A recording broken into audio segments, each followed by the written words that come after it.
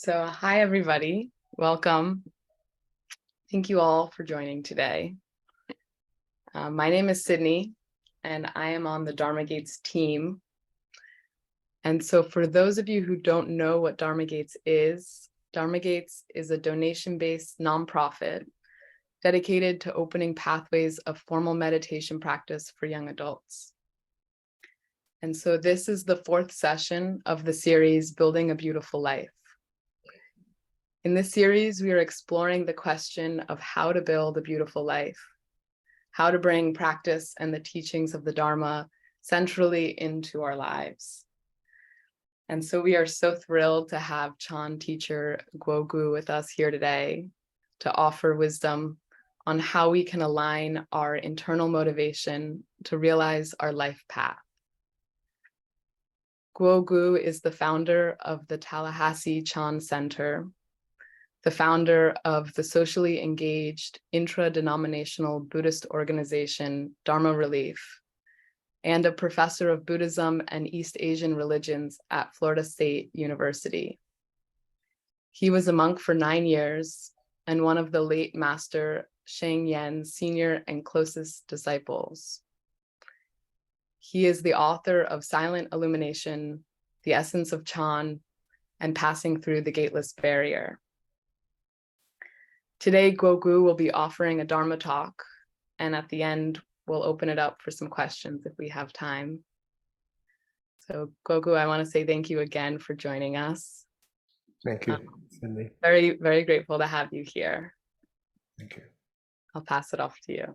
All right. Hello, everyone. Everyone's doing all right? Thumbs up if you are. Okay, good. We have some folks here in person as well.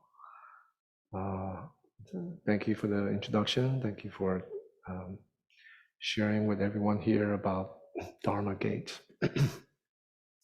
How many of you are members of Dharma Gates? Please raise your hands. Okay. And how many of you have signed up for have been following this 8-week course so far pretty regularly? Raise your hand, please. Okay, excellent. Okay. There are some newcomers, so I thought perhaps we can go into breakout rooms. And since the topic is how to build a beautiful life, it's a very rosy topic, but I want to explore life as a Gen Z practitioner. So maybe a question for the breakout room would be, what is your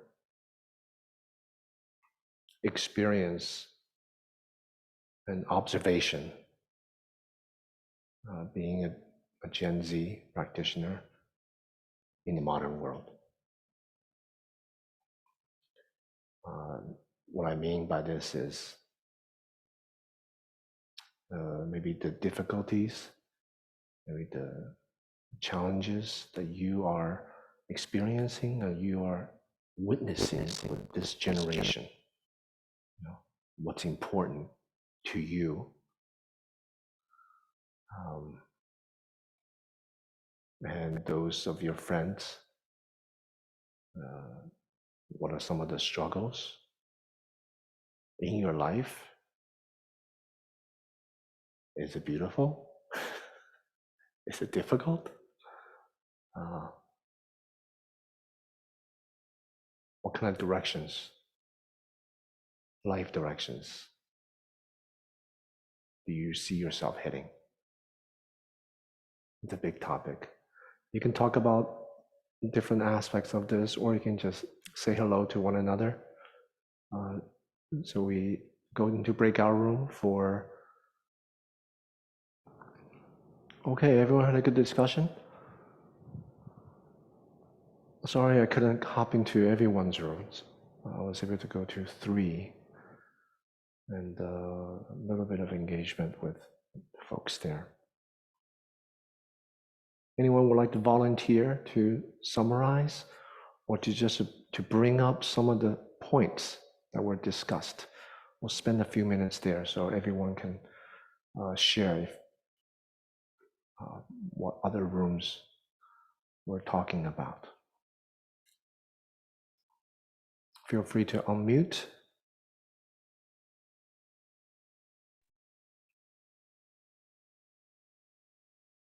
I can say something. Shoot. Yeah, so one of our discussions was about thinking that spiritual practice feels like a cop-out when it in the midst of existential global problems. And I think that there is a sort of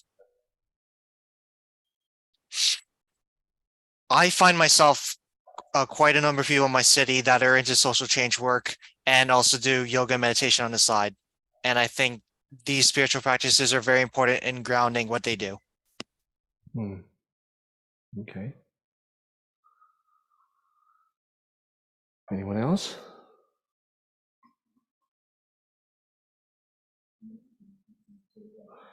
We have an in-person group too. If you all just turn the mic on and just start speaking here, if you're here. Don't be shy. I'll go.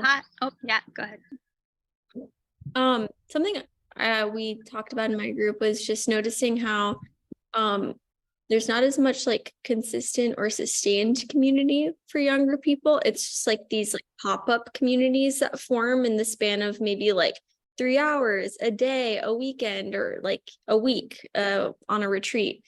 And then it just like quickly vanishes. And sometimes people form like one-on-one connections or with a couple people, but like the momentum of like sustained community kind of holding and care for young people in this way, at least kind of my group has talked about how we don't really see that and how that can sometimes be a challenge in practice of like the inconsistency, but also noting that a lot of young people are like seeking and wanting to have kind of varied experiences and wanting to drop in different things and explore different things. So it's not like necessarily a problem. It's just that there's not a lot of sustained space. That's a good point. Yeah. We're kind of symptomatic of our times. Yeah. That's kind of unique in this generation, at least from my observation. Okay, anyone else? I guess I'll speak for my group, but I'm not a Gen Z, I'm a millennial, but we talked about some common issues with how to handle social media and self-presentation when it comes to professional life and social life, and ways to deal with anxiety a lot and nervousness and thoughts spinning. So discussing somatic practices and getting out into nature. Okay, thank you.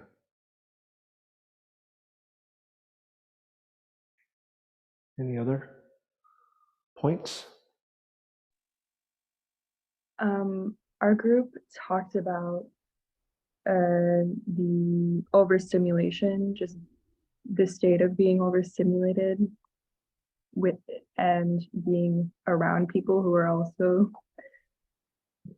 in that same state.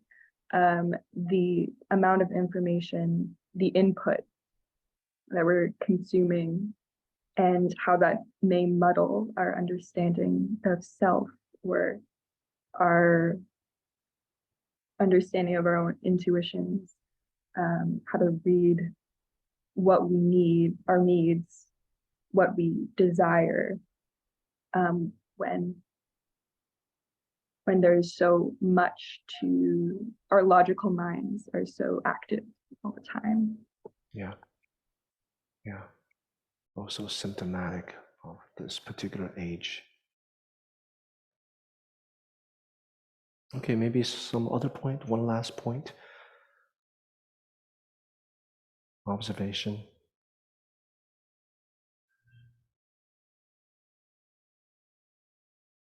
If not, we can jump into the talk.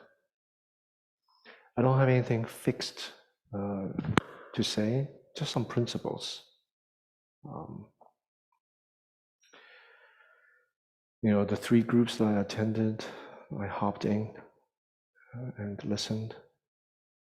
And what's shared now, the symptoms of this age that we're in.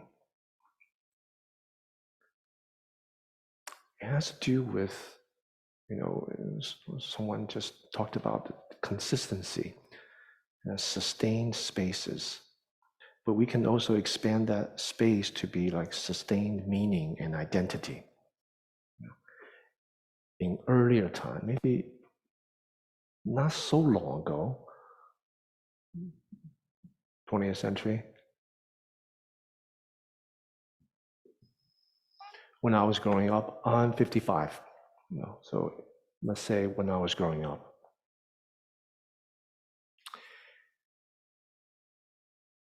People had less option. I know it's kind of inconceivable to imagine a time without cell phone, but we had no cell phones, okay?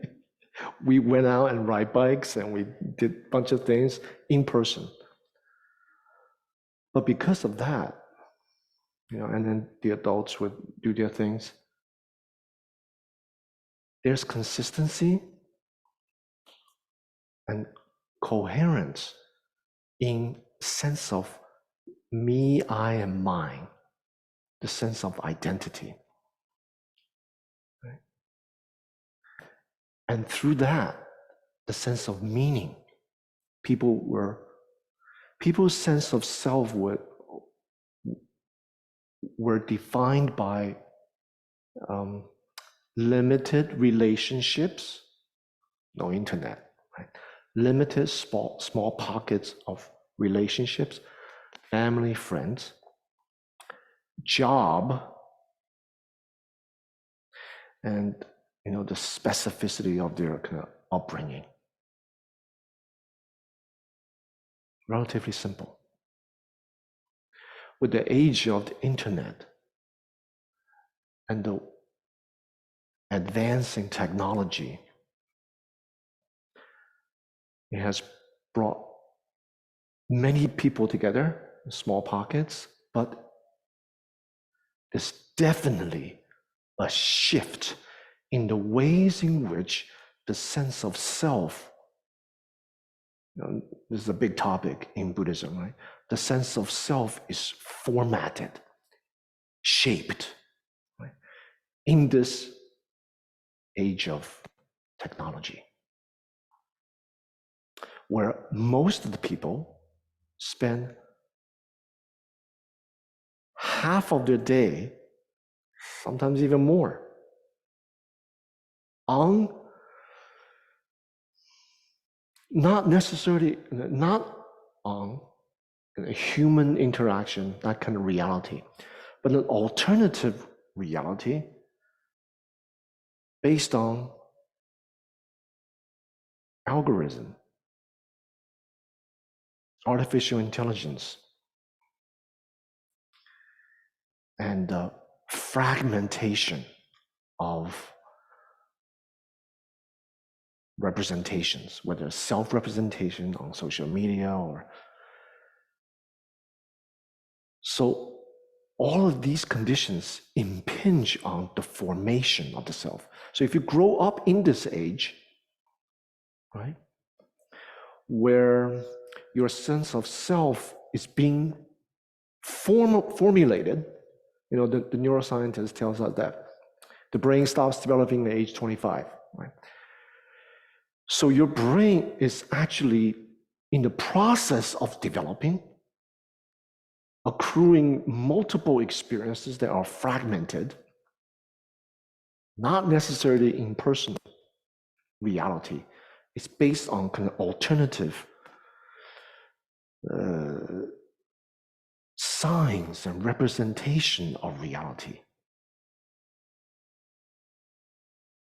fueled by capitalism, consumerism. Capitalism is just, I mean, when I was growing up, we had that, of course, but not to this extent.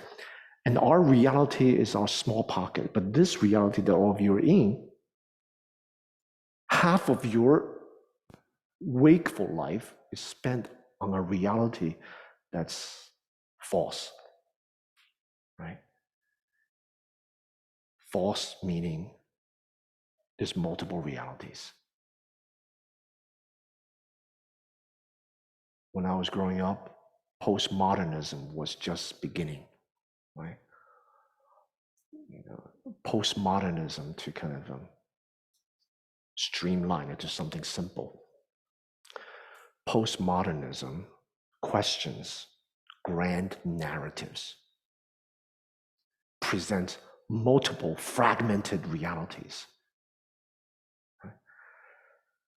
And it began in kind of scholarly sphere, but now it has trickled down to the reality through internet, technology, trickled down to the actual lived experiences of common people, in which there's multiple realities, there's multiple points of view, there's multiple truths, there's multiple you. And how you present yourself, how others present themselves through social media, which may not be, from the postmodernist perspective, there is no truth. What I want to say may not be true, but from the postmodernist perspective, there is no core. There is no core of truth to reality. It's like onion. Does onion have a core? No, it's just filled with layers. Layers of discourses, layers of values, layers of truth, and there's no core to that, right? So a brain that is still in the process of formatting are actually shaped by this type of experience. That turns out to be a completely different brain and completely different neurological wirings, patternings, where we talk about sustained space. You know, forget about space. Nothing is sustained in terms of friendship, online, your, like my daughter, Roblox friends. You have multiple pockets of friends, multiple relationships, right? And realities. And the facade that we have in different circumstances. Hence, what we have is a loss of identity, a loss of meaning. Forget about direction in life. You know, careers, what to do. Young people of all generations have dealt with that problem. But in this generation, it's expedited through multiple choices, multiple facades or signs, fueled by capitalism, over consumerism, artificial intelligence telling us, brainwashing us, whether we're too short, too tall, too dark, too white, too fat, too flat, too, you know, so there's like multiple stimulation and values bombarding us. At the same time, there's a lack of coping mechanism that's being presented. If you see religion as coping mechanism, early 20th century or mid 20th century, religion's pretty big role. You go to church, that provides some meaning, you know, God will take care of it, or Buddha or Bodhisattvas, you know. So a slow wearing away, dismantling of something constant that used to offer us a kind of meaning, coping skills, devotion, faith. The wearing aware of that led to, you know, a lot of problems. So at least the experts, so-called experts, I'm not an expert in Gen Z, but say that this particular generation is facing, statistically speaking, more stress, identity crisis, even though the internet is bringing everyone together. Ironically, a sense of loneliness, lack of community, like the space that we're talking about, the kind of constantly shifts. You can join this, you can join that, you can join this tomorrow, you can join that next week. Overabundance of choices and stimulations and things that designed to captivate us, draw us in. So, you know, I think one of the fellows, Alex, I don't remember, I think maybe Alex talks about personal, individual. We feel this. Interpersonally, we feel this. Systemically, the whole world designed to perpetuate this, you know?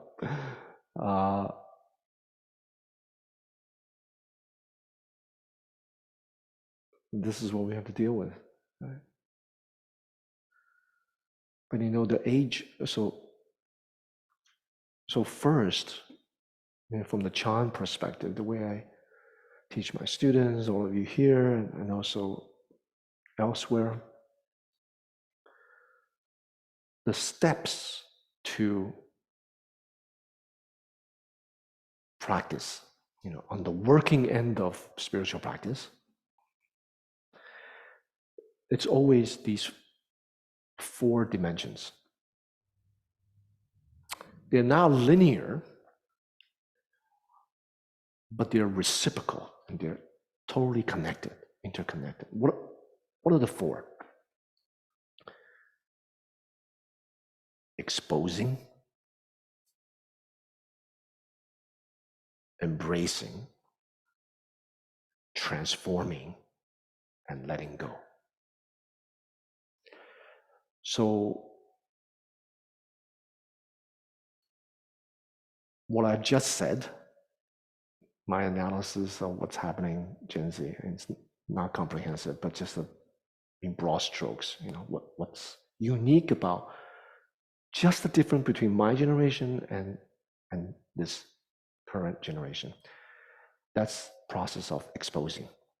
If we don't know what's happening, we don't know how information is, you know, impinging, all the stimulations and impinging our choices, our identity. If we don't see that, we are just sucked into the vortex of all of this stuff. And our sense of personal meaning is just fragmented. We have no meaning, we have no identity. So this first stage of exposing, and the more we examine into it within ourselves and observing the world around us, we'll be able to expose more what is actually happening, multiple level, individually, familially, interpersonally, socially, politically. You know? So this phase of exposing, you know, we'll always return to it, right? The more we practice. It's extremely important because this determines the extent to which we can actually embrace and transform. Forget about letting go, right? That comes much later. To actually be free from it, not divorce ourselves from it, like some kind of spiritual escapism. I don't mean that when I say let go. I mean to be in the midst and be free. That's the Chan view. Right? This is articulated most clearly in the Platform Sutra of the sixth ancestral master, talking about in the midst of thinking, no thought. Not defined, reified, solidified by thought, not bound by it. In the midst of form, engaging all the appearances, the multiple expressions, no form, not tethered to it. And the practice of non-abiding. That's what I mean by freedom, okay, or letting go. But the first few stages or aspects, I should say aspects because it's not linear, exposing and embracing, very important. Even though I began talking about my generation, the point is really not to go back to that generation, to kind of deny technology. It's really adapting to embrace it. Learning to embrace, but finding our grounding. And then to transform the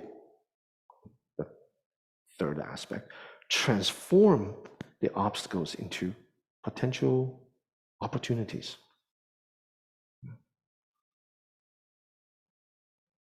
Leading to letting go or freedom.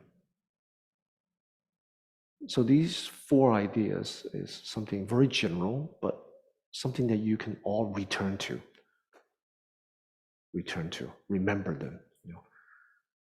The extent to which we can actually see through the construct of all of these mechanisms to which we're kind of locked into it.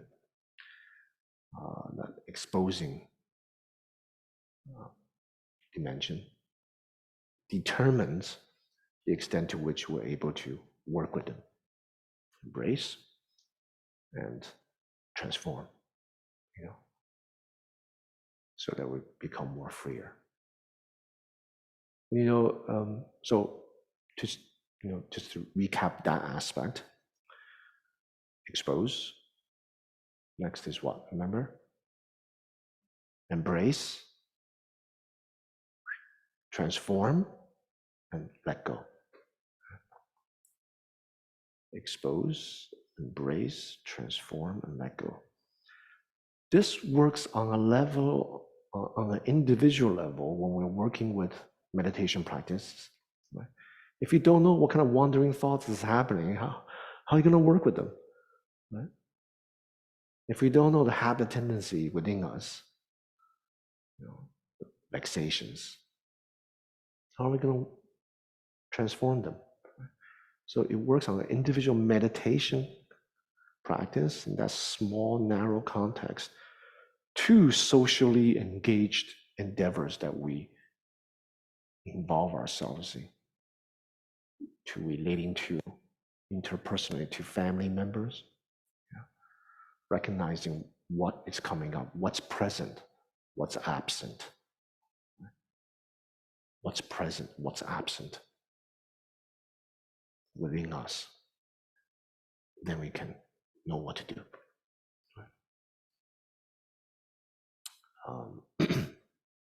This is actually, it's not articulated in the way that I did just now, but how many of you have heard of the art of war, Sun Tzu, art of war, right? One of the key central things in going to battle, if you use that metaphor, is know yourself, know others, like yourself means your troops, the strength of your militia, right? Know others. You can't go into war without studying how they go into battle, right? Know yourself, know others, then hundredfold battles, hundredfold wins. Know yourself, know others, know when to advance and retreat. That's like Sun Tzu's kind of way of talking about this, but that basically the same principle as exposing or exposing, embracing, accepting the reality that we have now. Don't go back to promote some old agrarian culture, anti-technology. You're just going to be left behind, right? So embracing and then work with it, transform, and then in the process, be free. That's one thing I wanted to share. Another thing I want to share is for young people of all generations, there are two things that's most important. Most important. One is a sense of direction. Sense of direction in life. Two, a way of grounding or know where you're grounded. You can interpret that as identity or who you are, like knowing who you are, your strength, shortcomings. These two things are most important. Lacking one, if you just have a sense of grounding, you have no purpose. You can do this, you can also do that. The sense of meaningfulness in life could change all the time. If you just have a sense of direction, but you don't know who you are, set yourself up for failures. Because I want to be a great entrepreneur, for example, but then I suck at entrepreneurship because you don't know where you are. So your decisions are constantly mistakes, right? So these two are in reciprocal relationship. Who you are, knowing your strength, what brings out your passion, what opportunities, and then having a sense of direction. By direction, I don't mean goals in life. By direction, from a practitioner's perspective, my direction is to offer my life for the benefit of as many sentient beings as possible, as many people as possible. So the traditional lingo would be the Bodhisattva path, right? Practice for the sake of others. So that's the goal. Now that's the direction. The goal could be knowing who I am. For example, if I'm a great cleaner, janitor, I can still fulfill my direction. Anyone who come into my bathroom in this corporation, this building, they will leave happy. They will leave happy. I fulfill my goal of benefiting. You know what I'm saying? Or I'm a cook. Anyone who eat anything that I make, not only will they be satiated, they will feel healthier and lighter and happier. You see? So the direction, my direction is that. So something big, something meaningful, and how you fulfill that is knowing yourself. That's where you ground. And relating this to the technological dystopia that I characterize our age, because there's so many temptations, so many choices presented to us, so many options. They present a confusing array of identities. So you really have to understand where you stand, your sense of identity. Nothing outside. They may be able to point to that, but nothing outside can really tell you who you are. That's where meditation practice comes in. That's where genuine practice comes in, because practice, the whole Buddhist path, it's called the inner path, the path of the heart, the mind. So you have to discover what's in this container, what's valuable in this container, what's meaningful in this container, and to what extent it's actually influenced by all the mass media, capitalistic consumerism. Right? Is that really define you? What do you allow? What do you allow to define you? Right? Does your appearance define you? Or you just your appearance? You know? What defines you? That identity, that grounding, very important. What do you allow to define you? What do you allow to brainwash you, to let it come in? Right? You're the boss. You're the host. Right? All these things that come in, they're guests. Sure, we can be influenced by guests, our friends, and so on. You have to make a choice. There are so many containers out there. Right? They want to box you in. Right?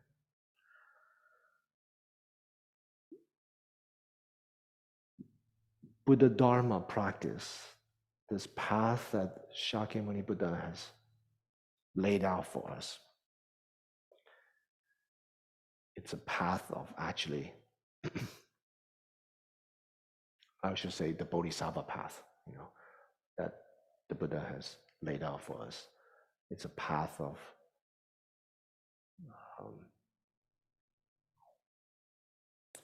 lately I've been looking for housing. So I'm like, my mind is filled with like HGTV stuff, renovation TV shows and so on. In a sense, what the Buddha laid out when he awoke, he says, architect, you are no more. This house that you have built, I have dismantled it. This house, the limitations that we construct of our world, I've taken it down. So it's like remodeling, Demolitionist. That's what I call Shakyamuni Buddha. A demolitionist on one hand, but also remodelist. For the sake of all beings, he has developed different paths, different practices, different methods of perfection suitable for different beings, houses, to benefit them. You can only do that if you dismantle this house. Otherwise, you're just locked into your own little narrow view, construct, your opinion, your experiences. You can't be free from that. If you can't be free from that, you're just like a one-trick pony teacher. So everyone, you just give the same medicine, same answer to different problem. That will never work. Right? You have to be free, spacious. You don't have a fixed house. Then you can build houses. Do you understand this metaphor? Do you all get it? And part of that practice, before we can dismantle it, getting back to what I was saying, is finding your own grounding, right? You have to affirm the self. You have to affirm the self. You have to mature the self. So it's not fragmented, susceptible to being influenced, pushed left and right. You know who you are. Right? You affirm the self, mature the self. Then we can talk about dismantling the self. So your body, mind, spirit is congruent. What you think about, what you say, and your actions are congruent. congruent instead of fragmented. That's very important. So I've spoken about different ways to articulate the spiritual path. Right? First is, beyond the dystopia we're living, first is exposing, embracing, transforming, and being free, letting go. Another way is know yourself, know your enemy, know when to advance, when to retreat, the art of war. Right? And what I just spoken about now is having a sense of direction, the Bodhisattva path. As for the particularities of goals that you can do, for example, I was in one room and a young lady, Jing or something, she does some account. What does she do? Jing, what did you do as a job? Data analyst. Data analyst, that's right. Data analyst. Now, that's like a Data. What's that? I'm sorry. Did you say something else? Oh, no. Okay. It's a delay. Sorry. Okay. That's not direction. That's why she was kind of lost. I said, it's meaningful. What am I going to do in 5 years? Do I want to continue to do that? That's not direction, you see. That's a goal. That's a skill. That could be meaningful. For example, you're a data analyst for a Dharma organization.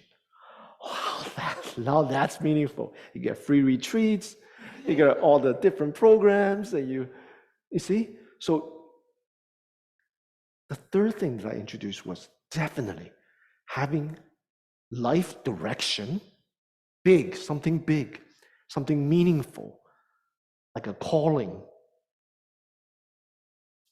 and then finding your grounding, your sense of who you are. And these two must correlate. You're good at cleaning, be a cleaner, but it fulfills your sense of meaning. You're a chef,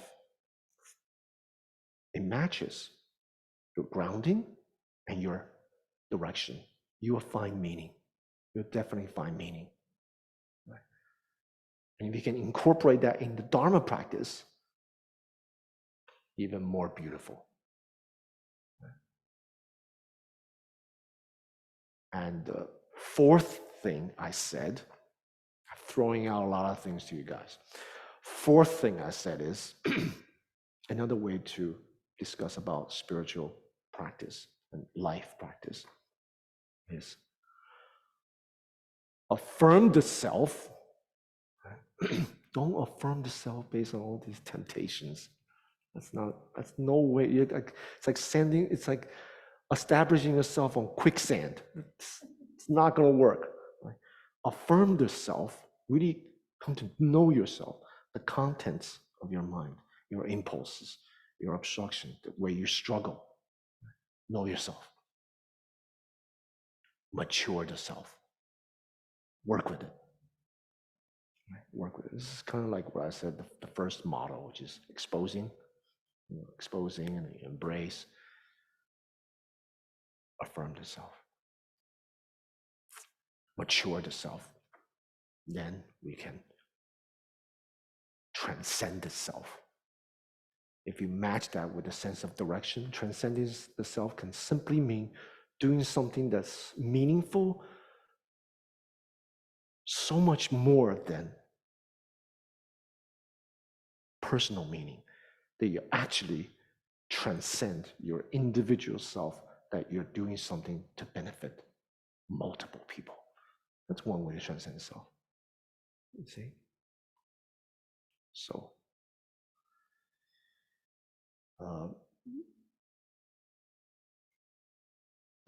what I've offered are these different frameworks to kind of think about, use as a kind of blueprint to organize all of your life experiences and the data that's bombarding us, and to find some meaning, right? And once you have found some meaningfulness, beauty will come, goodness will come. I want to, so besides these 4 models, I want to also introduce to you all something that's like a simple practice, because we live in this age of information. Most of the people are so in their heads. If you close your eyes now and just feel the sense of gravity, like where you are, I pretty much guarantee the sense of gravity is actually here. The sense of weight that you feel is actually between your eyes and the head region. So you're not really grounded. Very difficult. There's the overuse of the sense faculty of the mind as opposed to eyes, ears, nose, tongue, especially body. The physicality, the somatic practice, trumped over by the mind faculty. Buddhism talks about 6 faculty. So we feel disconnected to our own bodies. And that's why I tend to focus on somatic approach to traditional Chan Zen methods of practice. So here's an exercise. If you will, we can do it together. How's that sound? All right. So make yourself comfortable. Sit wherever you are. It'll be a quick guided meditation. And the purpose of which is to zero in on the faculty of the body, suspend the faculties of eye, ear, nose, tongue, and so on, just the body. Okay, so first, get a sense of the posturing of your body now.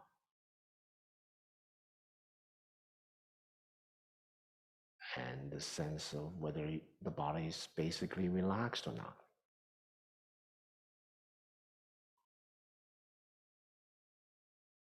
And finally, the sense of weight, groundedness to earth. There's a quick feel. Okay, posturing, relaxing, and grounding. Nothing to do with visualization, nothing to do with talking to yourself, like commanding yourself to do this. Actual tactile sensations, that's what I'm talking about. Okay, the grounding, for example, where your body is touching the earth, touching the ground. All right, now, so we begin with that general sense. Now we go systematically. It's called progressive relaxation. As a way to prime the body to use the method. Before we even use the method, we prime the body, feeling tone, and then the mind. Okay, so body. With your tactile sensation, bring your awareness to the top of the head, like the crown. Feeling the skin.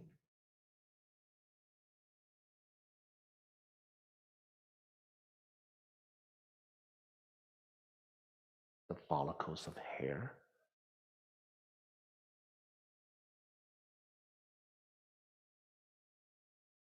The pores of your scalp.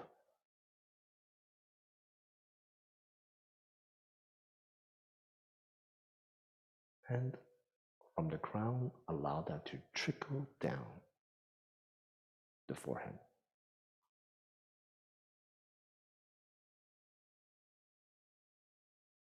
Feeling the skin and the muscles. And then landing on the space between the eyes. That space where we hold a lot of frown. Stay there.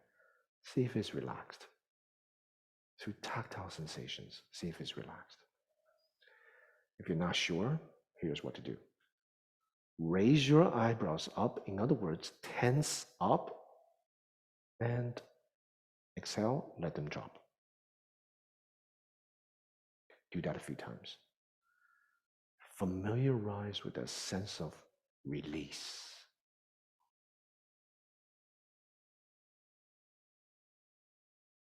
Allow that release to flow down to your eyelids and then eyeballs. Now, if you see lights, if you see darkness, black, that means you're using your eyes. So I don't want you to use your eyes, sense faculty. So you see nothing, okay? I want you to treat your eyeballs like muscles. See if you can feel the contours of the actual eyeball. If your mind is refined enough, you can actually feel the sense of weight of your eyeballs in the eye socket. See if you can do that. Just relax them, relax them, relax them.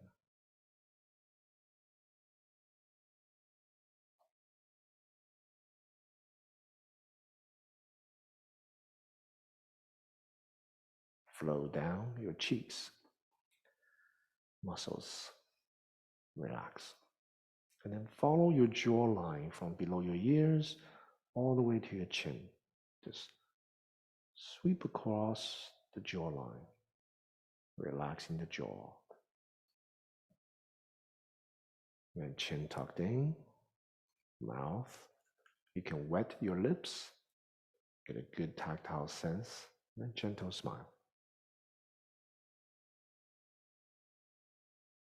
Pause for a moment and see if you can feel the subtle shift in your feeling tone with that gentle smile.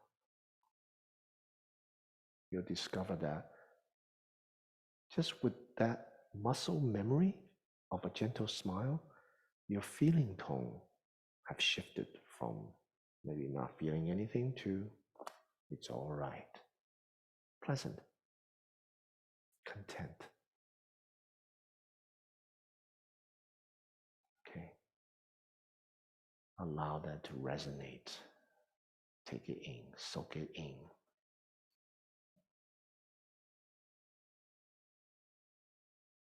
All right, from the crown of the head this time, go to the sides.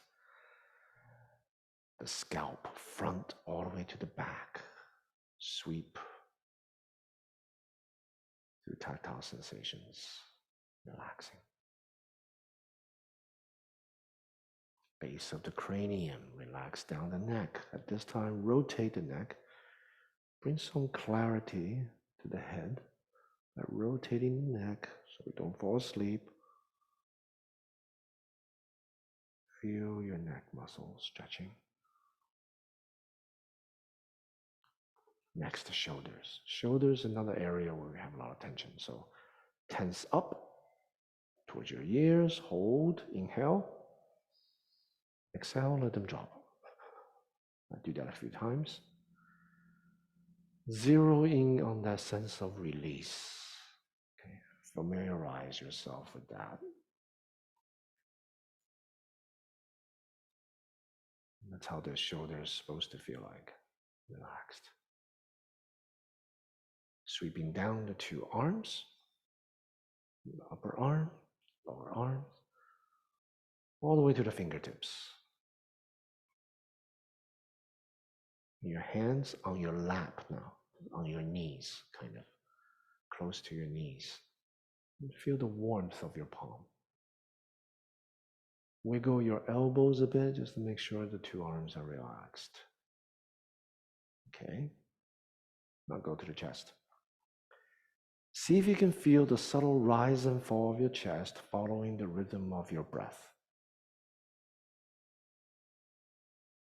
Natural breathing.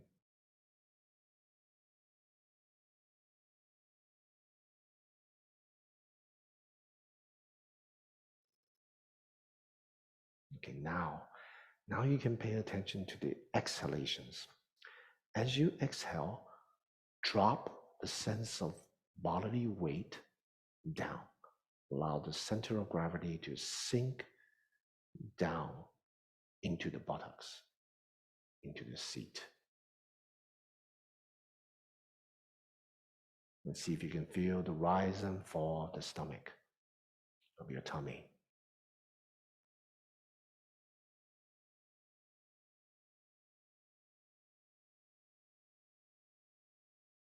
Now I'm going to ask you the same question.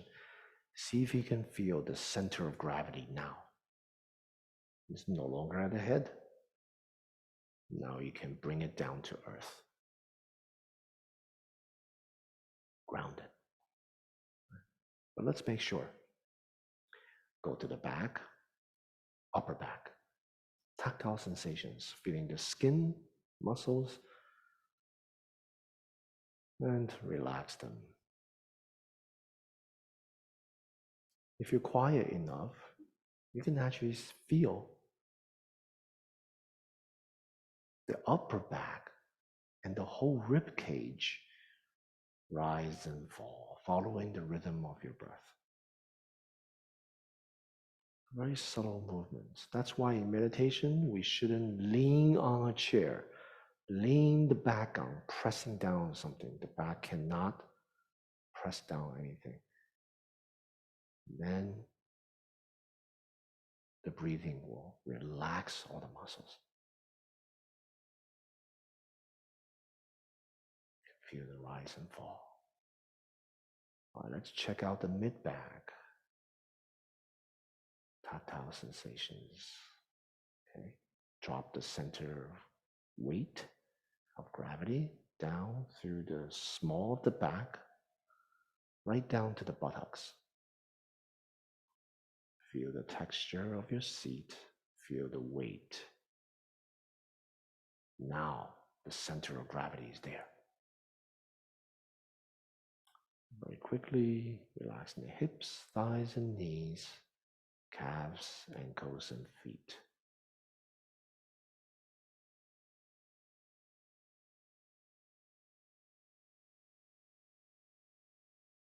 Now we bring the hands in meditation posture for the Chan Zen tradition.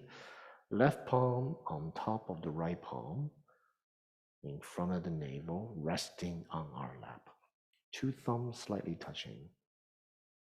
Feel the touch. So the thumbs and the index fingers creating an oval shape. Why is the left palm on top? That's because the heart is on the left. When we relax, we don't want to press down. We want everything to flow. And the circularity of the thumbs and the index finger creating a circle. The two arms creating a circle. Our legs crossed, creating a kind of connection. All of that brings about the flow of our energy, all connected.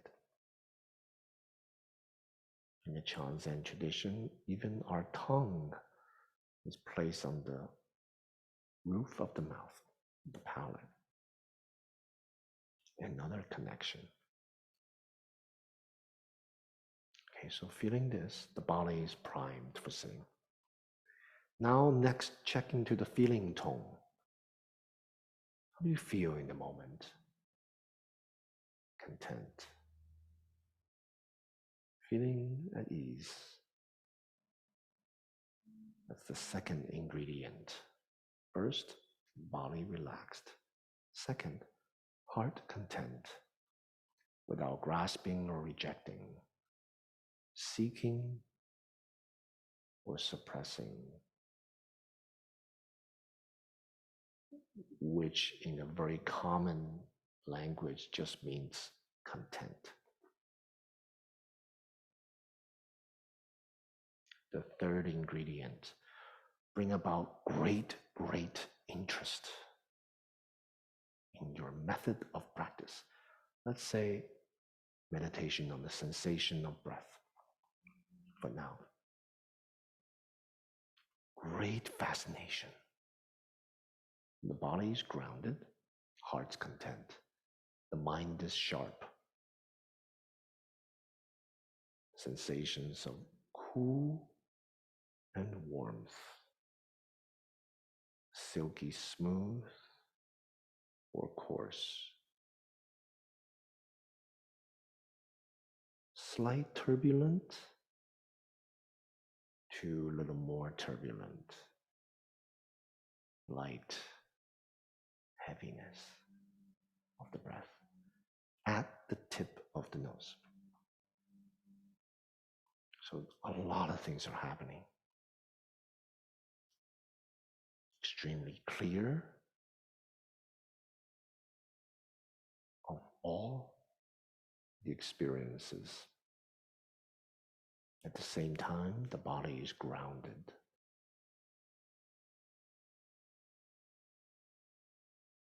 In other words, there's a concreteness, a physicality to the breath, the actual experience of the moment.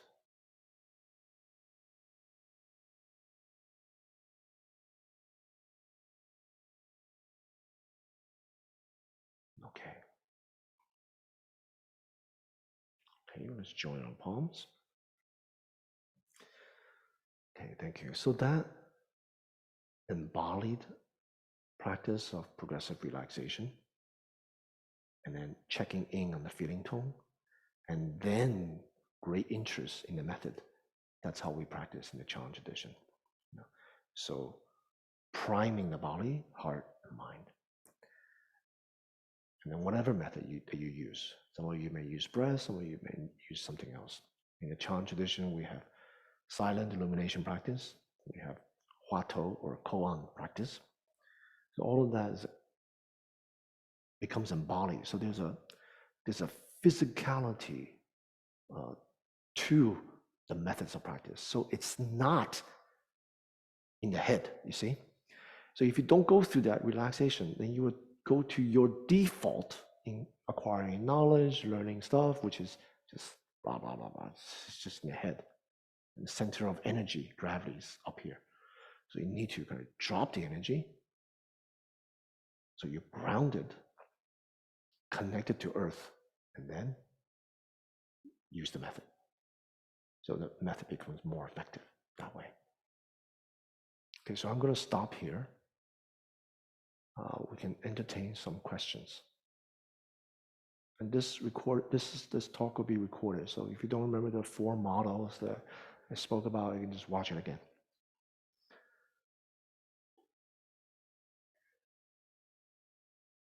Any questions? Feel free to unmute yourself. There's a mic over here. Riley, pass down the mic. Turn it on and pass it down. So someone here has a question. So we'll just begin here. And those of you on Zoom, you can think about what questions you may have. Well, thank you, Guo Gu, for a really wonderful talk and guided meditation. I wanted just to ask and to sort of put what you said in my own words so I can remember it better. Okay. Would it be fair to say that, one of the models you gave us was about direction and then identity and how they're related? Would it be a fair summary of what you said to say that, once you choose or have a direction like, the Bodhisattva path, saving all sentient beings, that practice then helps you ground yourself in such a way that you understand yourself and can give a meaningful form to that direction or through goals. Is that a fair statement? Yeah, excellent. Excellent rephrasing. Not only give form to the sense of direction, but the direction actually brings meaning to, it's a kind of reciprocal process. The direction actually fuels the sense of, affirming the self, maturing the self, letting go of the self. See, so these different models, they actually work closely with one another. And in that process of affirming the self, it's a process of exposing, accepting different parts of ourselves, embracing, and then working with it, and then freeing ourselves from it. So it's all connected. Yeah. Okay, now we have some time. How much time do we have left, Sydney? Did we go over? We went over just a little bit. I see. We're ending at 3:30, but I wanted to just give room for a question. Yeah. Okay, anyone have any questions? Or just some feedback? I have a question about the wording that you used was like uncovering the self. So how much of like the uncovered self, like, is that a conscious process of choosing what to practice, what to act, how to act, what your behaviors are, what your values are? How much of that is conscious versus it is inherent? How much is that is conscious versus what? Like inherent. Inherent. I don't know what you mean by inherent, but let me give you an analogy, okay? The way we meditate and the things that come up, particularly your responses to wandering thoughts, discomfort, leg pain, sleepiness, the way you respond to that, the way that it shows up, it's exactly the replica of how you deal with other people in daily life. Okay? So the miniature version of how you kind of navigate your method, how you practice, and too much wandering thought, you get frustrated, or for example, if I have a lot of wandering thought, you know what, maybe this I'm not cutting off. I'm not cut off for this. Maybe I try something else, maybe blah, blah, blah, blah, blah. Some people may be like that. Well, other people can be like, you know what, I'm gonna bring it on. I'm gonna plow right through that. I'm gonna work this. So all these kind of survival mechanisms, habit tendencies, patterned ways, that's what I mean by understanding yourself. So the more you are in depth in your practice, go on retreats, for example, that really pushes our limit. When we are not challenged, we think everything's fine. Ourself, I don't know what kind of self I am. Soon as you're challenged and the things that come up, that's exactly how you. So that's a process of exposing. That's what I mean, very concrete. So it's conscious, but if you don't challenge it, it goes unconscious. Maybe that's what you mean by inherent, like just kind of inherently, we're not sure. But definitely when we are challenged, threatened, pushed, then the patterns will start to come. And that's when you expose. Or just seeing, engaging in a project, for example, with other people, what you don't like about it, what this person says, what that person says, right? What you don't like, the obstructions, the perceived obstructions, that's where you're at. That's the pattern. But that's also where we are obstructed, is where we are liberated. But you have to first expose. If you don't know what you're working with, everything just go right out the other ear. Right? But exposing is very important. Right? As soon as you're exposed, you'll be able to free yourself from it. But you have to ground yourself somatically. It's not a cerebral thing, you know. You have to kind of learn to ground, right? To be at ease most of the time, relaxed, grounded. Then we can really work with ourselves. If we're in the head, very difficult. Any solution that we come up with to deal with ourselves, to find a path for ourselves, a career, if we're in the head, while we're vexed, no good solutions come out when we are vexed. They're just more ruminations, you see? They're more like blah, blah, blah, confused. So ground. So retreat practice, daily practice is all very important. Does that help? A lot. Thank you very much. All right, thank you. Those of you who have to sign off, please go ahead. Hopefully we'll see each other in person one day. Otherwise, maybe we entertain one more question. I know we're a little over time.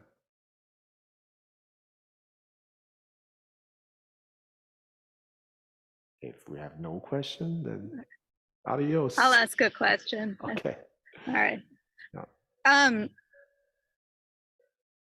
I wondered if you had any particularly useful insights from your time working in academia, and working with highly logical people and colleagues and subject matter,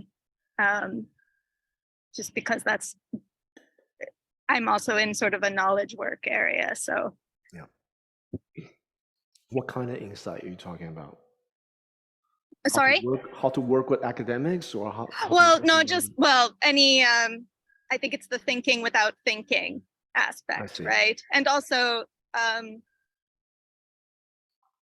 from my understanding, there is a lot of having to argue for whatever research that you're planning to do, and so get practical support through those means. So anything that comes to mind.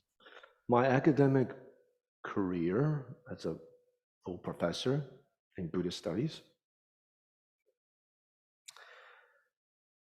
does not conflict with my practice. The same things apply. Exposing my own narrative, constructs of my argument, how I build it. I'm very clear what's going on. And when I read other articles, books, and research, we're trained to develop critical thinking. So we see right through the veil of how arguments are constructed, the evidence presented, how much footnotes is using, what kind of research is it, how relevant is it, so all of that exposing, right? And then, but all that sounds like kind of cerebral practice, and for most non-practicing academics, it is a kind of cerebral practice. The only difference is I'm a Chan practitioner, right? So most of the time, I don't have much wandering thoughts, and I'm embodied. So I'm actually grounded. And I find that groundedness, even though I can go through, what's happening, the layers of discourses, the onion, different layers of the peel, right? I'm embodied.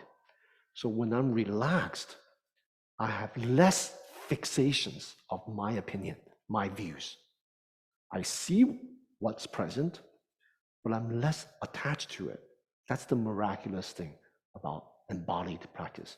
When I'm less attached to it, actually I see more connections and possibilities. And I when we publish articles and books, there's always anonymous reviews. And that's the time when all the scholars demonstrate their smart, intelligent things. They don't even care what the thing is about. They just say all kinds of stuff anonymously. They don't have to. So I don't take it that personally. I can see how the argument's doing. So, and I can actually make connections to new perspective, their perspectives. Ultimately, it makes the article that I publish, the book that I publish, ultimately better. They're actually, so I don't see them as kind of attacking, ripping me apart, or I'm so sad because I'm being critiqued. It's And how about coming up with the argument and the narrative in the first place, though, without reifying it? yeah, that it's very useful. And the way to do that is being grounded. Yeah. Thank you. Being grounded. Yeah. Thank you. Okay. Hopefully we'll have opportunity to meet each other either online or in person. I wish you all the best. I hope you can enjoy the rest of the program in this 8-week course. Thank you. Thank you. Yeah. Yeah, thank you so much for joining All right. us. And Bye. thank you everybody for coming. Thank you.